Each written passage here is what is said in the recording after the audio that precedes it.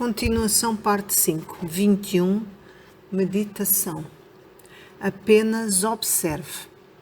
Tendo criticado tantas narrativas, religiões e ideologias, nada mais justo do que eu me colocar também na linha de fogo e explicar como alguém tão cético ainda é capaz de acordar humorado de manhã. Hesito em fazer isso. Em parte por medo de ser autoindulgente, em parte porque não quero dar a impressão errada de que se funciona comigo, vai funcionar com todo o mundo. Estou muito consciente de que as peculiaridades dos meus genes, neurónios, história pessoal e Dharma não são compartilhadas por todo o mundo. Mas talvez seja bom que os leitores pelo menos saibam quais matizes colorem as lentes pelas quais eu vejo o mundo, distorcendo com isso minha visão e minha escrita. Eu fui um adolescente perturbado e inquieto. O mundo não fazia sentido para mim. E eu não obtinha respostas para as grandes perguntas que fazia sobre a vida. Em particular, eu não compreendia porque havia tanto sofrimento no mundo e em minha própria vida. E o que poderia ter feito quanto a isso? Tudo o que obtive das pessoas à minha volta e dos livros que lia eram elaboradas ficções.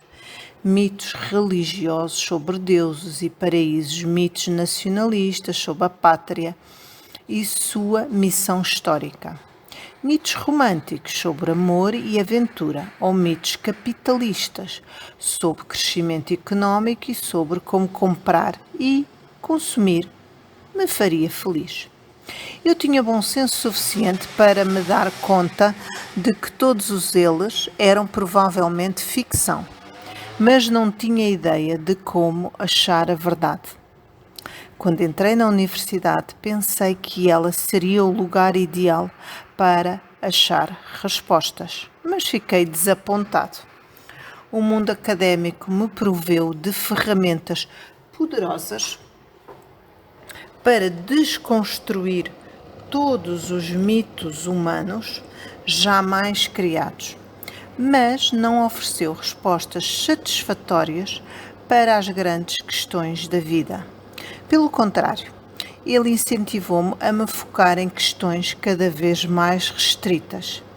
Posteriormente, eu me vi escrevendo uma tese de doutorado na Universidade de Oxford sobre textos autobiográficos de soldados medievais.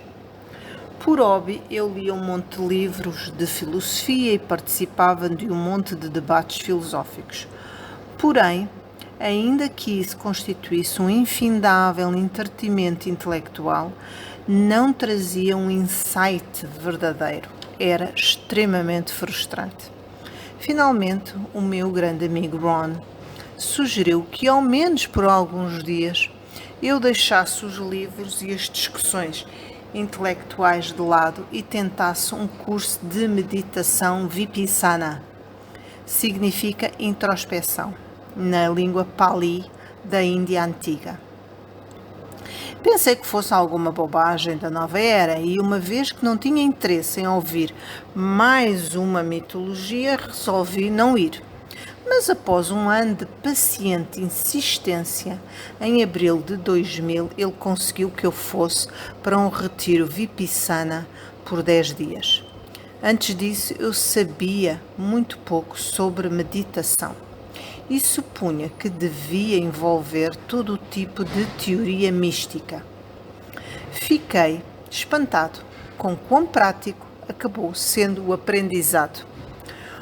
O professor do curso S.N. Goenka instruiu os estudantes a se sentarem com as pernas cruzadas e olhos fechados e concentrarem sua atenção na respiração, entrando e saindo por suas narinas. Não façam nada, ele dizia. Não tentem controlar a respiração ou respirar de uma determinada maneira. Apenas observem a realidade do momento presente, qualquer que seja. quando a respiração está entrando, vocês só têm consciência de que agora a respiração está entrando. Quando a respiração está entrando, vocês só têm consciência de que agora a respiração está entrando. Quando a respiração está saindo, vocês só têm consciência de que agora a respiração está saindo. E quando perderem a concentração e a sua mente começar a vagar por memórias e fantasias, vocês terão consciência de que agora a sua mente está a se afastar da respiração. Essa foi a coisa mais importante que alguém jamais me disse. Quando as pessoas fazem as grandes perguntas da vida, normalmente elas não têm interesse em saber quando a sua respiração está penetrando nas suas narinas e quando está saindo. E sim, querem saber coisas como o que acontece depois do que se morre. Mas o real enigma da vida não é mais o que acontece depois que se morre, e sim o que acontece antes de morrer. Se você quer compreender a morte, precisa de compreender a vida. As pessoas perguntam, quando eu morrer, eu simplesmente desapareço por completo, irei para o céu, renascerei num novo corpo? Essas perguntas fundamentam-se na suposição de que existe um eu que perdura do nascimento até à morte. E a pergunta é, o que acontece com este eu na morte? Mas o que é que perdura do nascimento até à morte? O corpo muda a cada momento. O cérebro muda a cada momento. A mente muda a cada momento. E quanto mais perto você se observa, mais óbvio fica que nada perdura, mesmo que um momento para o momento seguinte. Então, o que dá unidade à vida? Se você não sabe qual é a resposta para isso, não compreende a vida e certamente não compreende a morte. Se e quando você alguma vez descobrir o que dá unidade à vida, a resposta à grande questão da morte também ficará aparente. As pessoas dizem a alma perdura do nascimento até à morte e, portanto, dá unidade à vida. Mas isso é só uma narrativa. Você alguma vez já observou uma alma? Você é capaz de explorar isso a qualquer momento, não só no momento da morte? Se for capaz de compreender o que acontece com você quando um momento termina e outro começa, você também compreenderá o que vai acontecer com você no momento da morte. Se for realmente capaz de observar a si mesmo na duração de uma única respiração, você vai compreender tudo isso. A primeira coisa que aprendi observando a minha respiração foi que, não obstante os livros que li e as aulas às quais assisti na universidade, eu não sabia quase nada quanto à minha mente e tinha muito pouco controle sobre ela. Apesar dos meus esforços, não fui capaz de observar a realidade da minha respiração entrando e saindo por minhas narinas por mais de 10 segundos, antes que a minha mente se afastasse vagueando. Durante anos vivi com a impressão que era o senhor da minha vida e o presidente executivo da minha própria marca pessoal, mas poucas horas de meditação foram suficientes para me mostrar que eu quase não tinha controle sobre mim mesmo. Eu não era o presidente executivo, mal era o guarda no portão de entrada. Tinham-me dito para me postar no portão do meu corpo, as narinas, e apenas observar o que entrava e o que saía. Mas após alguns momentos perdi o meu foco e abandonei o meu posto. Foi uma experiência que abriu os meus olhos. À medida que o curso prosseguia, os estudantes foram ensinados a observar não só a sua respiração, mas as sensações em seu corpo.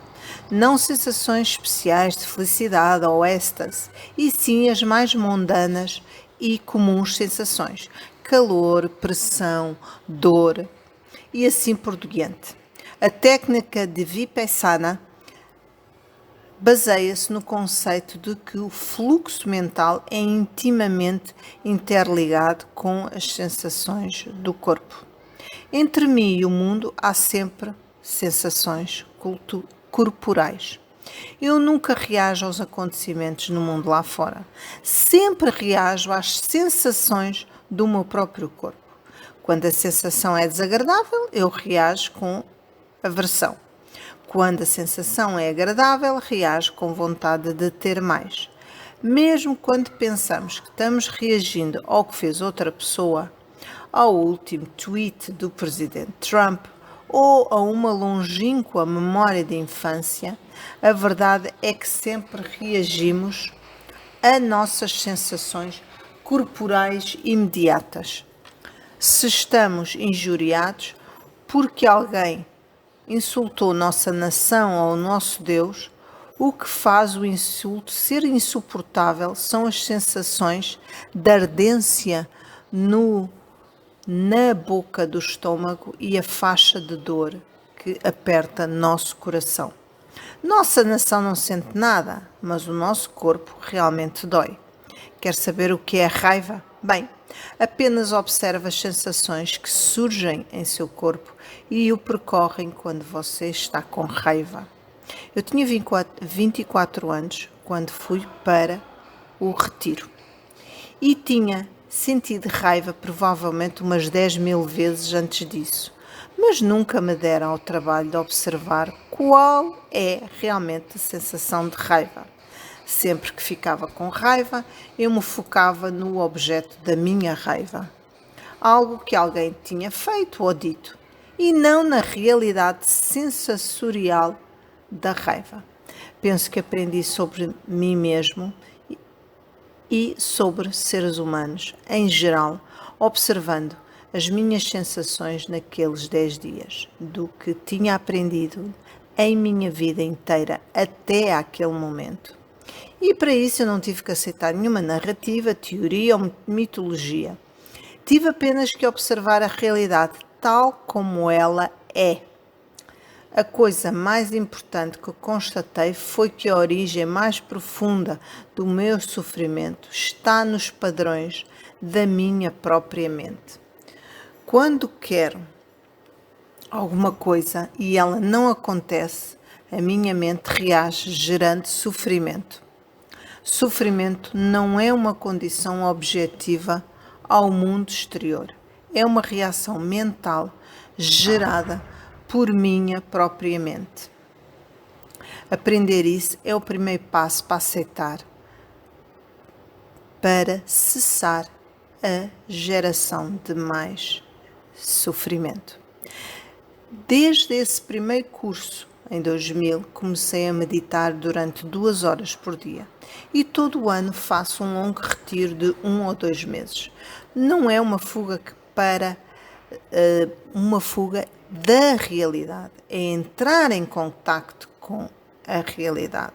Durante no mínimo 2 horas por dia eu efetivamente observo a realidade como ela é, enquanto nas outras 22 horas eu fico assoberbado com e-mails e tweets e vídeos de cãezinhos fofos. Sem o foco e a clareza que essa prática propicia, eu nunca poderia ter escrito Sapiens e Homo Deus. Para mim, pelo menos, a meditação nunca entrou em conflito com a pesquisa científica. Antes, tem sido outro instrumento valioso na caixa de ferramentas científica, especialmente quando se tenta compreender a mente humana.